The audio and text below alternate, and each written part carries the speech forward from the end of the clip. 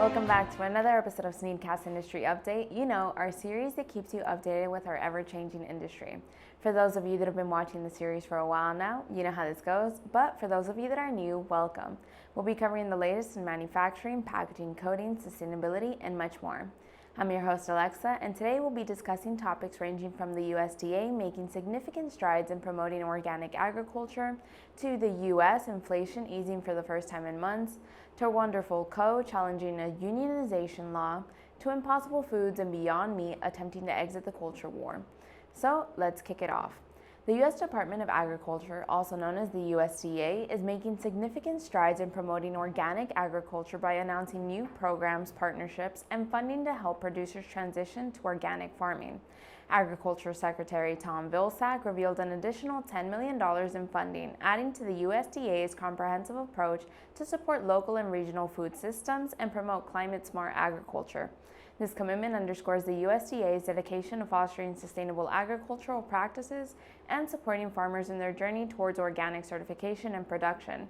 The USDA's Organic Transition Initiative, also known as the OTI, includes multiple programs designed to support existing and transitioning organic farmers.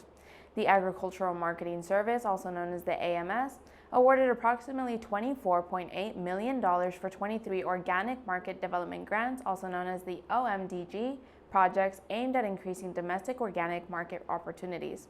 These projects range from infrastructure improvements to marketing campaigns, all intended to bolster the organic sector.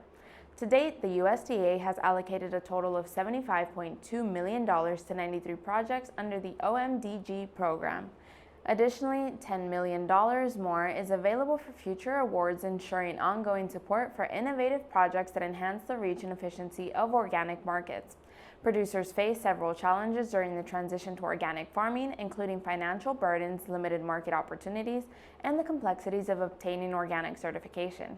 To mitigate these issues, the USDA offers hands-on training through the National Resource Conservation Service, also known as NRCS, and cost share assistance via the Organic Certification Cost Share Program, also known as the OCCSP. The NRCS allocated $12 million in 2023 to assisting 112 transitioning producers, providing personalized support and resources to help them meet organic standards. Meanwhile, the OCCSP covers up to 75% of organic certification costs, with a maximum of $750 per certification category, easing the financial load on farmers aspiring to enter the organic market. These efforts are poised to have a profound impact on small and mid-sized producers by creating new profitable market opportunities and reducing dependency on imported organic products.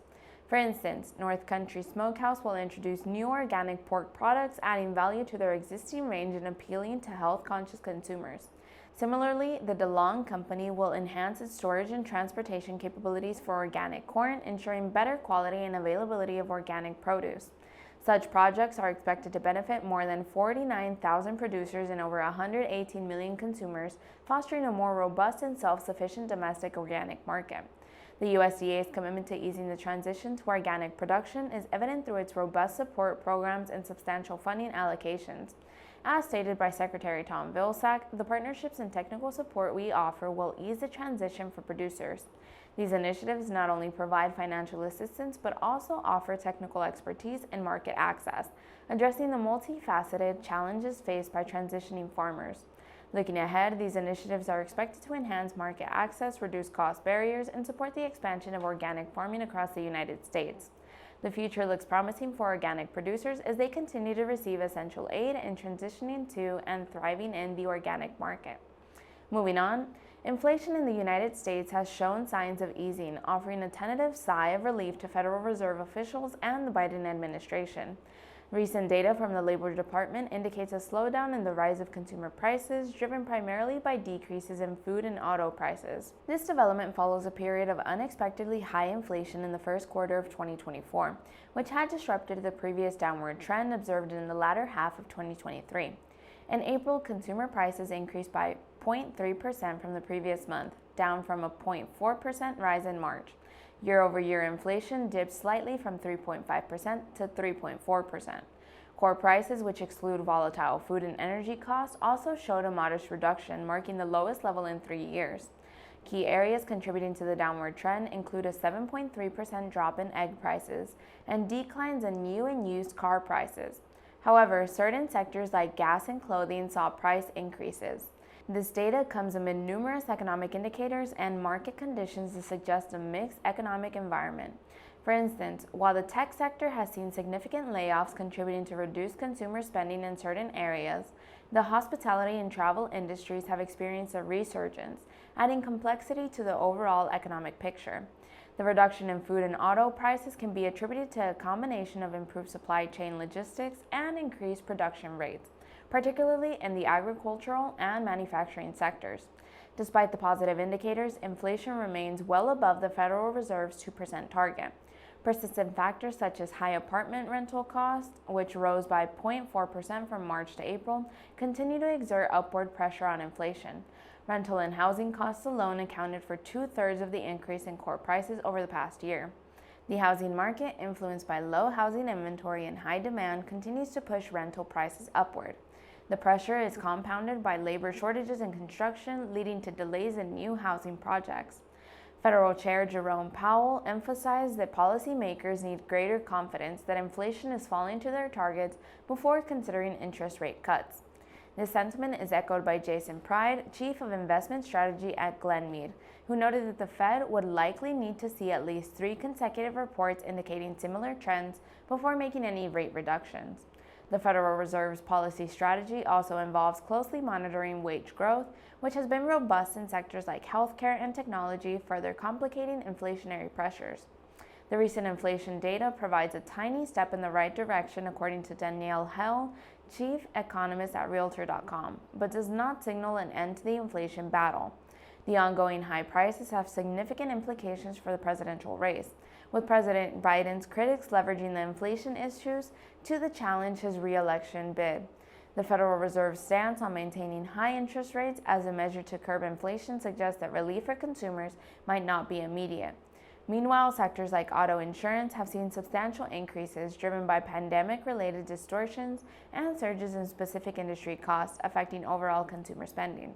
Moreover, consumer sentiment has been affected by broader economic uncertainties, including geopolitical tensions and trade disputes, which have led to fluctuating import costs and contributed to inflation in various goods and services. The energy sector, particularly natural gas prices, continue to be a wild card, as global events and domestic policy decisions can lead to sudden price changes impacting both consumer costs and industrial production expenses. While the latest inflation report offers a glimmer of hope, it underscores the complex and prolonged nature of the journey toward price stability.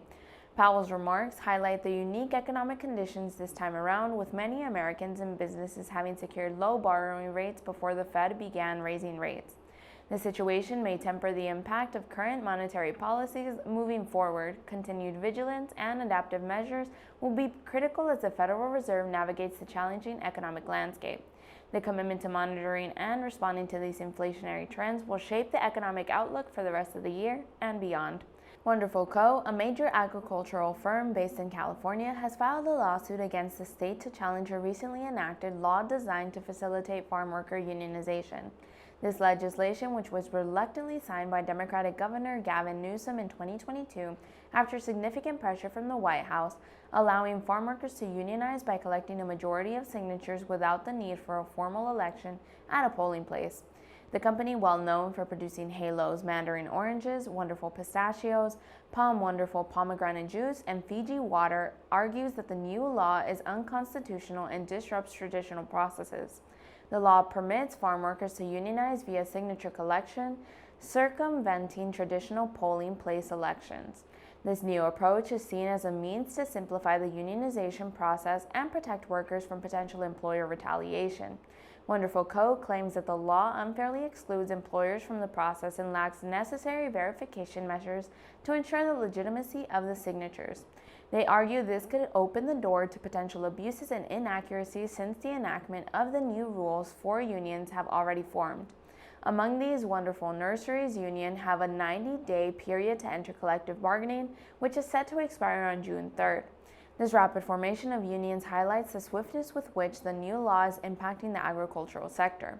Wonderful Co. contends that the absence of secret balance under the new law exposes workers to potential coercion and fraud, undermining the fairness and integrity of the unionization process. The lawsuit asserts that the law lacks an independent verification process, thereby violating employers' due process rights. The company believes that such measures are crucial to ensuring a transparent and fair unionization process. Proponents of the law argue that it protects workers from employer pressure and retaliation during unionization efforts. They maintain that the traditional election process can often be manipulated by employers to intimidate or discourage workers from joining unions. Elizabeth Strader of the United Farm Workers, also known as UFW, criticized Wonderful Co., suggesting that the lawsuit is an attempt to abolish farm worker protections and maintain control over labor practices. She emphasized the historical struggles of farm workers to gain fair representation and the importance of the new law in leveling the playing field. The shift to signature-based unionization could create new dynamics in labor relations and collective bargaining within the agricultural sector. This change may lead to faster unionization, but also poses challenges for employers in adapting to the new rules. Wonderful Nurseries must begin collective bargaining by June 3rd if the law is upheld. The outcome of this initial period will be closely watched as a test case for the efficacy and fairness of the unionization process. The case has potential to set precedents affecting labor laws and unionization processes across various industries and states. Other agricultural firms and industries with similar labor structures may look to this case as a benchmark for future legal and procedural changes. The legal battle between Wonderful Co. and the state of California underscores the complex dynamics of labor rights, employer interests, and political influences in the agricultural sector. As the case unfolds, it will shape future policies and practices around farm worker unionization. And we've made it to our final story. The rising popularity of plant-based meat alternatives such as Impossible Foods and Beyond Meat has introduced new dynamics into the food industry and sparked a meat culture war with significant political undertones. These products, designed to mimic the taste, texture, and appearance of traditional meat, have become symbolic in the polarized American political landscape. The shift towards plant-based diets has been driven by various factors including health concerns, environmental sustainability, and ethical considerations regarding animal welfare. Impossible Foods announced a major rebranding initiative, shifting their packaging from green to red to appeal to traditional meat eaters, as indicated in their March 2024 news release. This move aims to shed the company's perceived elitist and woke image. The rebranding effort is also part of a broader marketing campaign to challenge preconceived notions and break into markets that have been traditionally skeptical of plant-based products. The plant-based meat industry has experienced a significant decline, with brands like Impossible Foods seeing an 89% drop in share value since 2021. Other brands such as vegan chicken nugget producer Nowadays have gone out of business. This downturn is attributed to several factors including market saturation, economic inflation, and backlash from certain consumer demographics. Despite the decline, some analysts argue that there is still room for growth if companies can adapt and innovate. Plant-based meat alternatives have been politicized, associated with veganism, animal rights activism, and left-wing politics. Figures like Tucker Carlson and the raw egg nationalists have framed these products as part of a conspiracy to undermine traditional meat consumption and individual liberties. This narrative has played a significant role in shaping public perception and acceptance over plant-based products. Overcoming this political hurdle requires strategic communication and education efforts to demystify and depoliticize plant-based products. Products are more popular among higher-income, younger, and suburban consumers. However, conservative commentators and far-right influencers view these products as a threat, further complicating their market acceptance. Bridging this gap involves targeted marketing and outreach initiatives that speak to the values and preferences of diverse consumer groups. Additionally, emphasizing the taste and quality of plant-based products rather than their ideological associations could help broaden their appeal.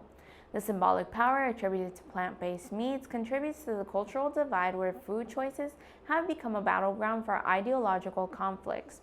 The backlash against Cracker Barrel's introduction of Impossible Sausage highlights these tensions. The controversy underscores how deeply personal and politically charged food choices have become in contemporary society. The industry's efforts to attract a broader audience might mitigate some decline, but deeply ingrained political ideologies present significant barriers to acceptance. Economic resilience in the plant-based sector will likely depend on continued innovation, competitive pricing, and effective counter-narratives that challenge existing biases. Companies must also navigate regulatory landscapes and supply chain challenges to ensure sustainability and profitability. The journey of plant-based meat alternatives illustrates the complex interplay between food, culture, and politics.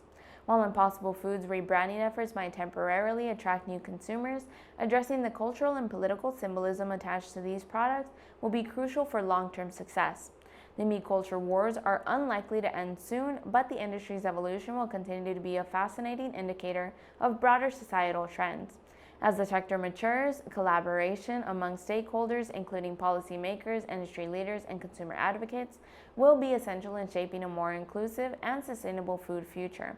The ongoing dialogue around plant-based meats will undoubtedly influence future innovations and market strategies, making this an area to watch closely in the coming years. This episode of SNEED-CAST Industry Update is proudly sponsored by our SNEED-JET Titan printer. The Titan excels at printing a wide array of colors like black, white, yellow, blue, green, red, and UV. Its versatility extends to printing on various surfaces including glass, plastics, metal, boxes, and more.